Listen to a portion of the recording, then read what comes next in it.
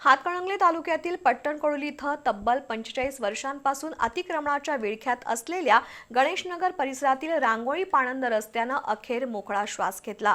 मुख्यमंत्री बळीराजा शेत पाणंद रस्ता अतिक्रमण मुक्त अभियानाअंतर्गत हा रस्ता खुला करण्याची मागणी सातत्यानं होत होती।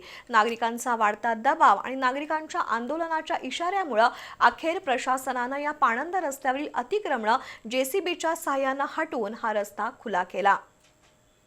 हातकणंगले तालुक्यातील पट्टणकडोली इथल्या गणेशनगर वसाहतीतल्या रहिवाशांनी पाणंद रस्त्याच्या अतिक्रमणाबाबत प्रशासनाकडे वारंवार तक्रारी केल्या होत्या। मुख्यमंत्री बळीराजा शेत पाणंद रस्ता अतिक्रमण मुक्त अभियानाअंतर्गत हा रस्ता खुला व्हावा यासाठी सातत्यानं पाठपुरावा केला होता।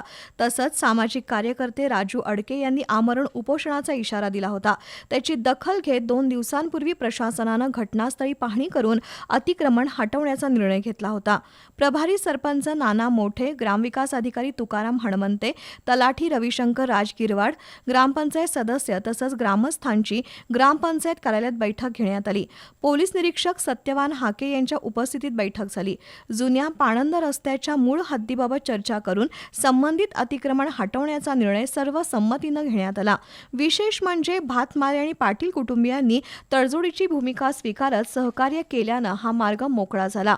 गेल्या 45 वर्षांपासून अतिक्रमणाच्या विळख्यात असलेला रस्ता खुला झाल्यानं नागरिकांनी समाधान व्यक्त केलंय।